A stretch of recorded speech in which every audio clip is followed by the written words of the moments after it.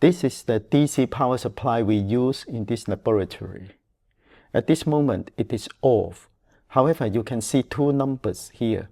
The first number, 5 volt, it is the output voltage when I turn on the power supply. This is the positive 5 and this is the 0.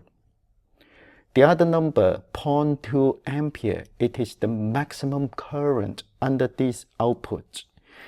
However, the actual current coming from the output depends on the Ohm's law. So the 0.2 ampere just is the maximum allowed from this output. Now, if you see your power supply is not at 5 volt or 0.2 ampere, you can change it.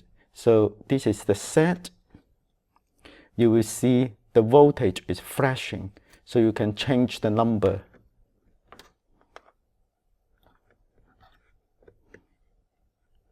And if you want to change the maximum current allowed, you can change this one, turn this one to the current.